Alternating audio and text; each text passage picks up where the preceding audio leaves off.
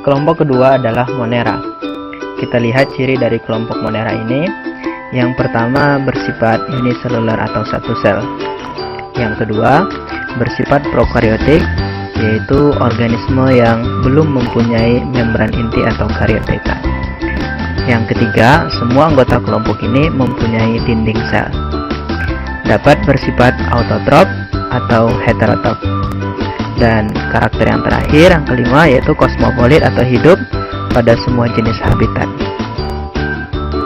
Kingdom Monera terdiri atas 3 kelompok, yaitu Archaebacteria, Eubacteria, dan Cyanobacteria. Sekarang mari kita bahas kelompok Archaebacteria.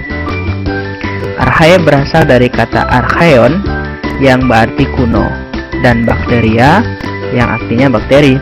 Jadi secara bahasa, Archaebacteria ini bisa diartikan bakteri kuno, yaitu kelompok bakteri yang mampu bertahan hidup pada kondisi ekstrim, mirip seperti kondisi awal bumi purba.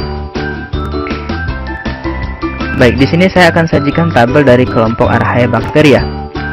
Nah, dari tabel ini dapat terlihat bahwa kelompok Archaea ini dapat bertahan pada berbagai kondisi ekstrim lingkungan, mulai dari ekstrim suhu, pH, tekanan, salinitas, kadar garam, metana, maupun campuran. Nah, dari tabel ini informasi penting yang perlu kita baca adalah misalnya istilah-istilah yang muncul dari kondisi ini, misalnya hipertermofil, psikropil, asidofil, alkalifil, barofil, halofil, metanogen, maupun termoasidofil. Ya, yang tidak kalah penting juga beserta contoh spesies, habitat, dan batas toleransi minimum dan maksimum yang mampu untuk dicapai oleh kelompok ini. Oke, sekarang kita masuk pada kelompok kedua adalah Eubacteria. Eu artinya sebenarnya. Bakteria adalah bakteri. Jadi Eubacteria ini secara sederhana bisa diartikan bakteri yang sebenarnya, yaitu kelompok bakteri yang umumnya dikenal oleh kebanyakan orang. Bakteri ini kosmopolit. Banyak dari kelompok bakteri ini yang menguntungkan dan tidak sedikit juga yang merugikan. Ciri khas dari kelompok ini adalah dinding sel terbuat dari peptidoglikan.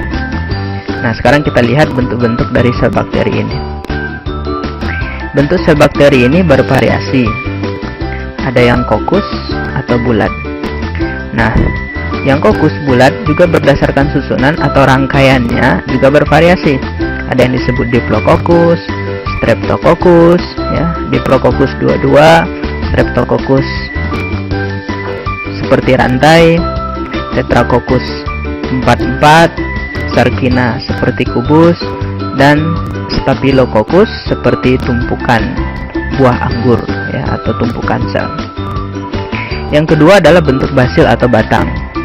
Secara susunan hampir sama dengan kokus, ya, secara susunan atau rangkaian.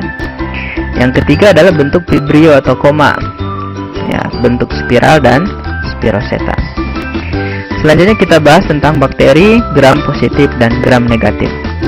Berdasarkan pewarnaan gram, bakteri bisa dibagi menjadi gram positif dan gram negatif. Pewarnaan gram adalah pewarnaan yang mewarnai komponen peptidoglikan dari dinding sel bakteri.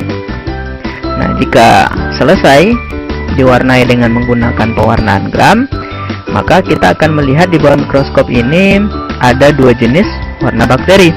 Gram positif akan terlihat berwarna ungu. Umumnya kelompok ini, bakteri ini non-patogen, dan gram negatif akan terlihat berwarna merah, yang umumnya kelompok ini bersifat patogen atau menyebabkan penyakit. Bakteri gram positif mempunyai membran dalam. Begitu juga gram negatif mempunyai membran dalam selaku komponen wajib. Selanjutnya, lapisan atasnya ini yang disebut dengan peptidoglikan. Kita lihat bahwa keduanya ini memiliki peptidoglikan, ya, di mana peptidoglikan gram positif itu lebih tebal dibandingkan peptidoglikan dari gram negatif yang lebih tipis. Bakteri gram negatif mempunyai komponen tambahan, yaitu membran luar yang tersusun atas ya, membran luar dan lapisan lipopolisakarida. Nah, lapisan lipopolisakarida ini menjadikan bakteri ini cenderung bersifat patogen atau penyakit. Sekarang mari kita lihat reproduksi bakteri. Bakteri bereproduksi bisa secara aseksual maupun seksual. Secara aseksual berlangsung melalui pembelahan binar secara amitosis. Berikut proses pembelahan binar. Pembelahan binar ini menghasilkan dua sel anakan yang identik dengan induknya. Nah, secara seksual reproduksi bakteri berlangsung melalui konjugasi, transduksi, dan transformasi. Sekarang mari kita lihat satu persatu. Yang pertama konjuksi. Maksudnya konjugasi adalah proses pertukaran materi genetik dengan menggunakan bantuan pilus.